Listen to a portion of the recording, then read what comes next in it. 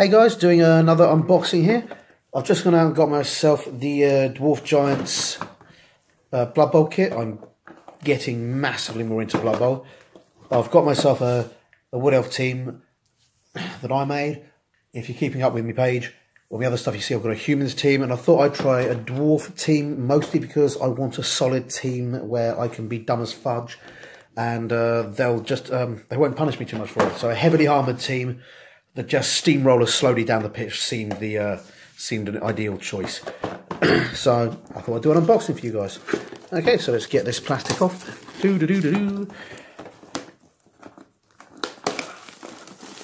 are 12 models in here allegedly.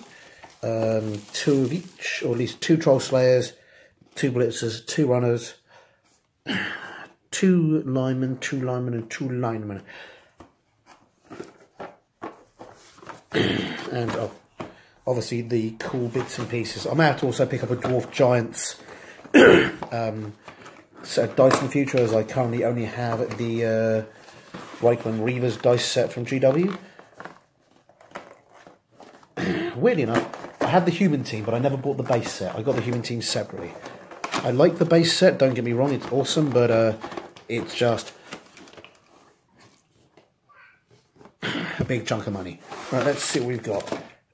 Grey plastic. Another reason which I've sort of gone for the individual things, other than a chunk of money, is the plastic is slightly better quality. Not a lot, but enough so it affects me. So here we have, we've got some beautiful, beautiful plastic here.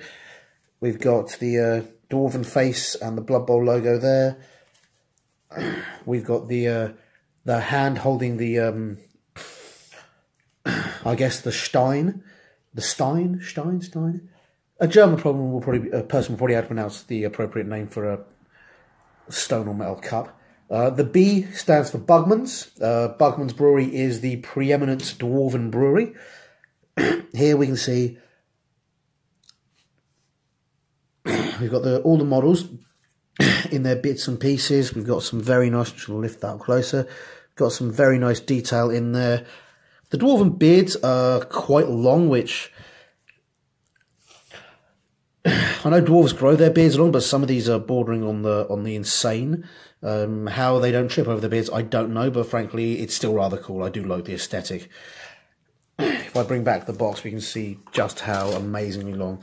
I mean, the Slayer is literally using his beard as a mode of transport there. That is just batshit crazy, man.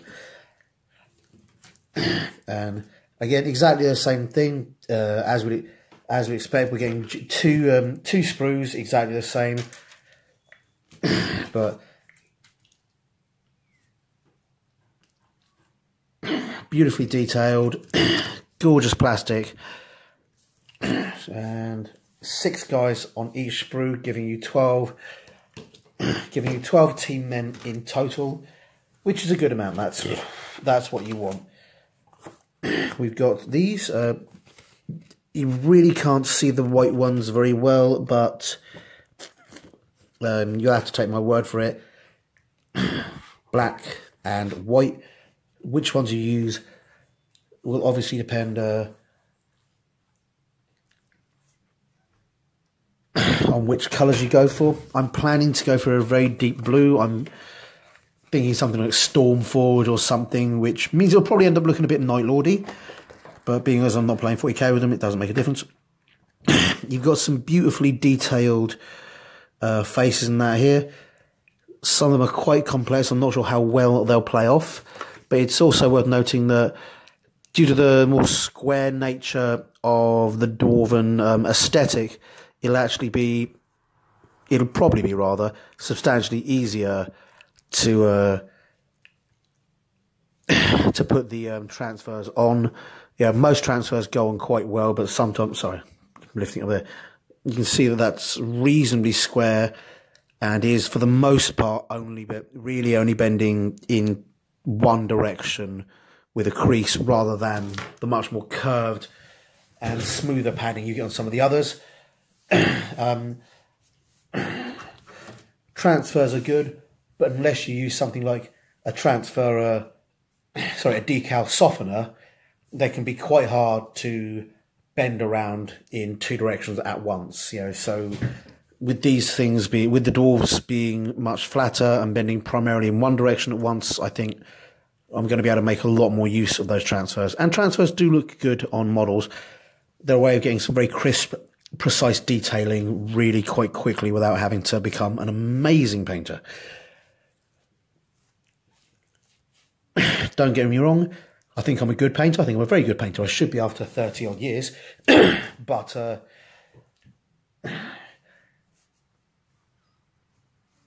there are some painters out there that are frankly unbelievable. You know, I'm a good painter, and there's some guys out there that will just make me cry because they're so damn good. Obviously, we've got the instruction leaflet here.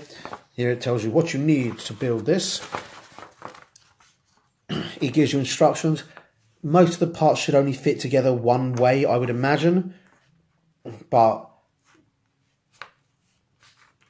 I know if you're a little hammer-handed, you can force one part to fit into another part. So this will help avoid any confusion, so that's quite good. And then we've got the stats for the dwarfs here. I'm just going to fold it so you can see it. I'm not going to keep it because I've got the Bloodbowl books, so I have the stats of the dwarfs. But we've got some fairly solid stats there. Movement allowances averaging out around 5, with the blocker being 4. And you see, that's confusing because it says blocker here, but it says lineman here. So the blocker / lineman's movement allowance is 4, the runner 6, the rest are 5, which means you're not going to be screaming down the pitch or out manoeuvring your enemies. Your strength is 3, which is the average strength. You've got an AG2 for your blocker, which is lower than average. Your runner and your blitz have 3, again, which is average, which means you will be able to pick up the ball and travel with it. And your Troll Slayer's AG is 2.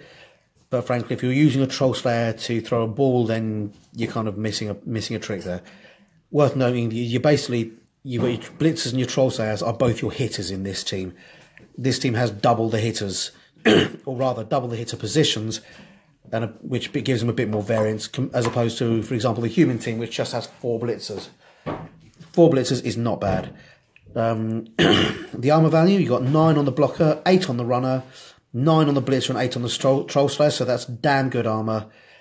AV9 is very forgiving, which means you won't get too many of your guys taken off the field. The guys that usually take the hits are the blocker / lineman, because they're the guys that you put on the line.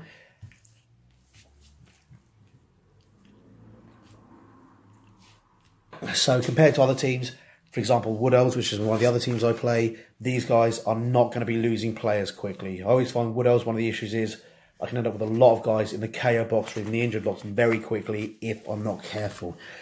Which is, as I say, I'm hoping these guys are going to be more forgiving. That armor value should help. Skills-wise, this is another high skill team, so it's really good. You've got block, tackle, thick skull starting on your lineman, which when you compare to a human is really good. 70k, so you are paying for it. Runners, sure hands, thick skull. Again, good one. You're paying 80k on that. But you're also paying for the 6 movement. It is the fastest guy in the team. Blitzers, you've got block and thick skull.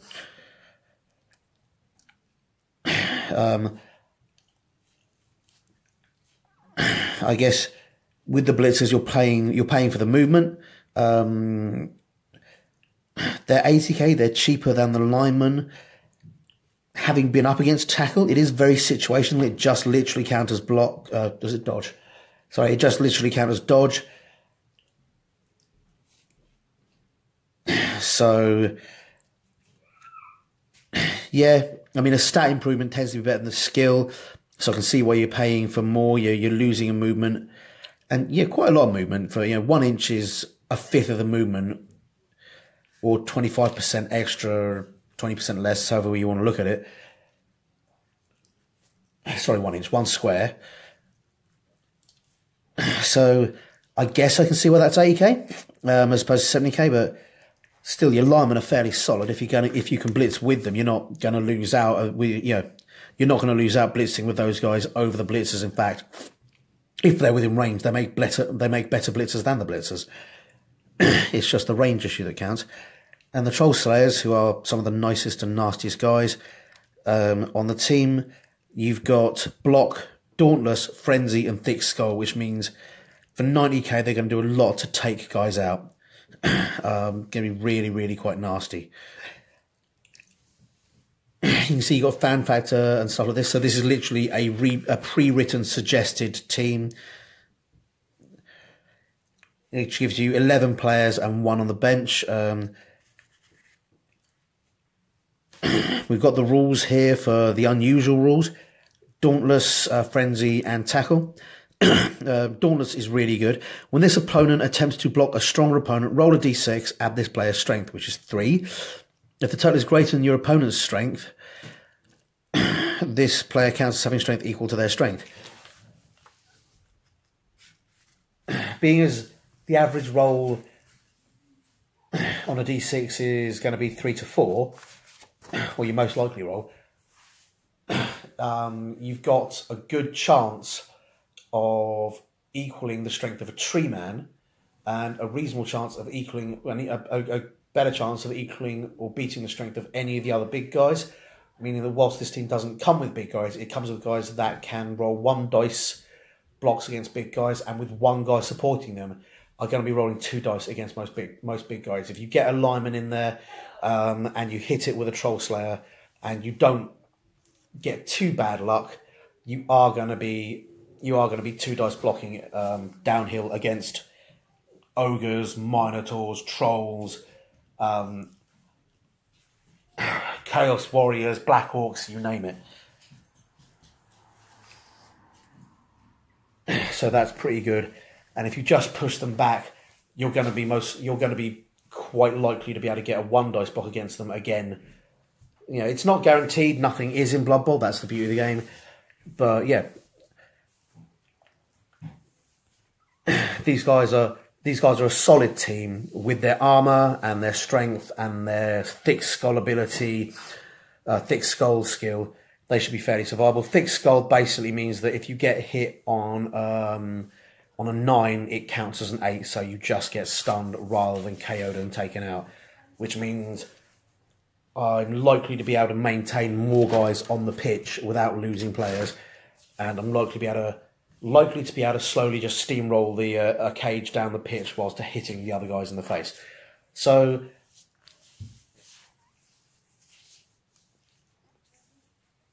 yeah, all in all, a good team. All in all, some fantastic models. I mean, at this point, saying fantastic models for GW is a bit like saying water's wet.